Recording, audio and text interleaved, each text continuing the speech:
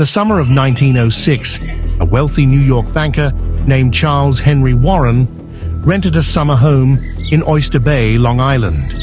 It was supposed to be an escape, fresh air, good food, a quiet retreat for his family and their guests. Within 2 weeks, 6 of the 11 people in that house were bedridden with typhoid fever. The landlord was terrified. Nobody would ever rent that property again, not with a typhoid outbreak attached to its name. He needed answers. He needed someone to blame. So he hired a man named George Soper. And George Soper followed the trail, straight into the kitchen. This is Plague Diaries. Every infection has a story. Every outbreak, a beginning. And this one begins with a cook named Mary.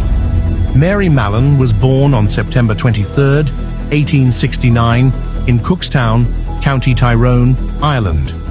She emigrated to the United States alone at the age of 15, one of millions of Irish immigrants pouring into New York City in the late 1800s, looking for work, looking for a life. And Mary found one. She became a cook. By all accounts, she was good at it. Really good. She worked for wealthy families across Manhattan and Long Island, the kind of households that could afford a private cook.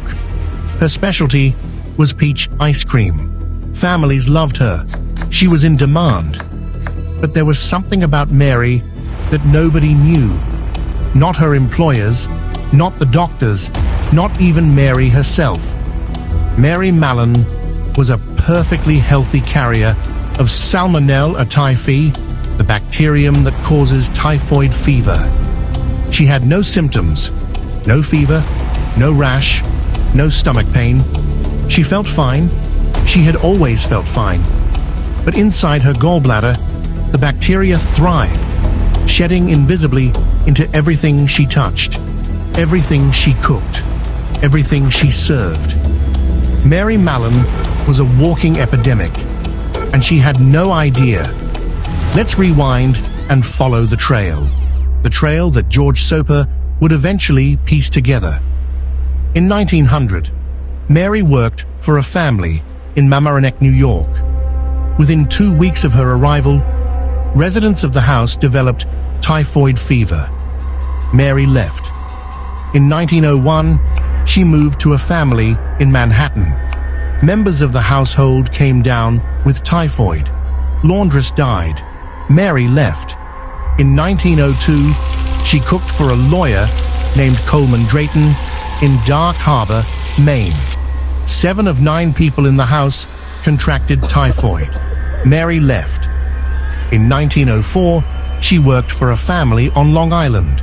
4 servants developed typhoid. Mary left. In 1906, she took the position in Oyster Bay, the Warren household. 6 people fell ill with typhoid within 2 weeks, and then Mary left. Again. Do you see the pattern? Because for 6 years, nobody did. Typhoid was common in New York. Contaminated water, bad milk, open sewage. There were 100 explanations. Nobody thought to look at the cook. Nobody until George Soper. George Albert Soper was a sanitary engineer, a disease detective essentially. The Warren family's landlord hired him in 1906 to figure out why typhoid had erupted in his rental property. The water was clean, the milk was tested, the plumbing was fine. Soper started asking different questions. He looked at the household staff, and he noticed something. The family had hired a new cook shortly before the outbreak, a woman named Mary. She was already gone, so Soper did something no one had done before. He traced her employment history. Family by family, outbreak by outbreak, he built a map, and the map was damning. Everywhere Mary Mallon had worked, typhoid followed. 7 households, at least 22 confirmed cases. 1 death, possibly more, since records were incomplete. Soper was convinced Mary was the source. But he had a problem. How do you accuse a healthy woman of spreading a disease she doesn't have? In 1907, he tracked her down. She was working for a family on Park Avenue. Soper approached Mary directly. He explained his theory, that she was a healthy carrier, that the bacteria lived inside her, that she was making people sick through her cooking. He asked for samples: blood, urine, stool. Mary's response was emphatic. She grabbed a carving fork and chased him out of the kitchen. Can you blame her? Put yourself in 1907. A stranger walks into your workplace and tells you that you, a person who feels perfectly fine, who has never been sick a day in your life, are somehow poisoning every family you work for, and he wants your bodily fluids to prove it. Mary thought he was insane. Soper came back a second time with a doctor. Mary chased them both away. So Soper went to the New York City Department of Health, and the Department of Health sent someone Mary couldn't chase away. They sent the police. Dr. Sarah Josephine Baker, one of the first female doctors in the city's health department, arrived with 5 police officers. Mary ran. She hid. They searched the house for 5 hours before finding her concealed in a closet near the outside privy. She was dragged out, screaming, and taken into custody. It was March 1907. Mary Mallon, who had never been charged with a crime, who had never been convicted of anything, was placed in forced quarantine. She would not leave for 3 years. Here's where it gets terrifying. We need to understand what was happening inside Mary's body, because in 1907, the concept of a healthy carrier was almost unknown. Mary was one of the first confirmed cases in the United States. Typhoid fever is caused by Salmonella typhi, a bacterium that enters the body through contaminated food or water. In most people, it causes high fever, headaches, stomach pain, and a distinctive rash of rose-colored spots on the chest. Untreated, it kills about 10 to 20% of those infected. But in a small number of people, roughly 2 to 5%, something different happens. The bacteria enter the body and take up residence in the gallbladder. The immune system doesn't clear the infection. Instead, it reaches a kind of truce. The person feels nothing. No symptoms, no fever, no pain. But the bacteria are still there, still multiplying, still shedding. And every time that person handles food, uses the bathroom, touches a surface without thoroughly washing their hands, the bacteria spread. Mary's gallbladder was essentially a factory. Every day, billions of Salmonella typhi bacteria passed through her system and into the world. And because she felt fine, because she had always felt fine, she had no reason to believe anything was wrong. She wasn't lying when she said she wasn't sick. She genuinely wasn't. But she was lethal. Mary was sent to North Brother Island, a small island in the East River between the Bronx and Rikers Island. It was home to a quarantine hospital, and it would become Mary's prison. She was given a small bungalow. She was tested regularly, and the results were always the same: positive for Salmonella typhi. The health department offered her a deal. They would remove her gallbladder, the source of the bacteria, and she could go free. Mary refused. In 1907, gallbladder surgery was dangerous and frequently fatal. She didn't trust them. She didn't believe their science.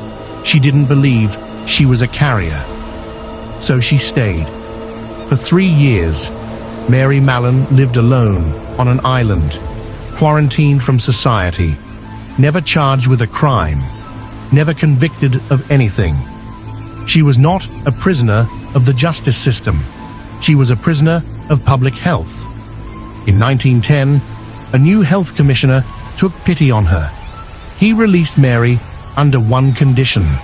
She must never work as a cook again. She could take a job as a laundress, a cleaner, anything else, just not cooking. Mary agreed, and for a little while, she tried. She took work as a laundress, but laundry paid roughly half what cooking paid. And Mary was a cook. It was her identity, her skill, her pride, the one thing she did well in a country that hadn't given her much. So Mary Mallon changed her name to Mary Brown, and she went back to the kitchen. For 5 years, Mary cooked under her assumed name. The health department lost track of her, and somewhere in New York City, families were getting sick again. In 1915, a massive typhoid outbreak erupted at Sloan Maternity Hospital in Manhattan. 25 people fell ill. 2 of them died. One of the dead was a mother who had just given birth. The health department investigated. They tested the kitchen staff, and there she was, Mary Mallon, working as a cook, using a fake name. This time, there would be no deal, no second chance, no conditions. Mary was sent back to North Brother Island on March 27, 1915. She would never leave again. Mary Mallon spent the next 23 years in quarantine on that island, alone, forgotten by most of the world. In 1932, she suffered a stroke that left her partially paralyzed. She was moved to a bed in the island's hospital ward. On November 11, 1938, Mary Mallon died. She was 69 years old. An autopsy confirmed what the tests had always shown: Salmonella typhi still thriving in her gallbladder. She had been a carrier for her entire adult life. 9 people attended her funeral. Typhoid Mary is not a simple story. We want it to be. We want her to be a villain. The cook who knew she was killing people and didn't care. But that's not what happened. Mary Mallon genuinely did not believe she was a carrier. The science was new. The concept of a healthy carrier was barely understood. She had never been sick. She felt fine. Every instinct, every piece of personal evidence she had, told her the doctors were wrong. And the city's response raises its own questions. During the same period that Mary was locked away on North Brother Island, health officials identified over 300 other healthy typhoid carriers in New York City. Most of them were monitored but allowed to remain free. A few were briefly quarantined, then released. Mary Mallon was the only one imprisoned for life. Why?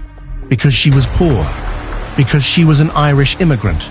Because she was a woman who defied the authorities. Because she went back to cooking. 25 people at Sloan Hospital. 2 dead, including a new mother. Mary knew the conditions of her release, and she broke them. So here is the question that Typhoid Mary left behind. The question that echoes through every pandemic, every quarantine, every public health emergency since.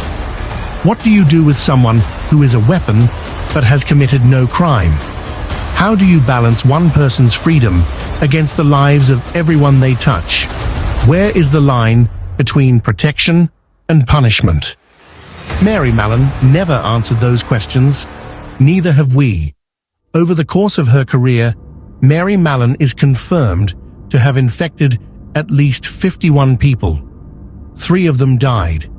Some researchers believe the true number is far higher, possibly in the hundreds. We'll never know. North Brother Island sits abandoned today in the East River. The buildings are crumbling. The trees have overtaken the grounds. No one lives there anymore. But if you listen closely, really closely, you can almost hear the sound of someone cooking. If you survived this episode, subscribe, because the next one's worse.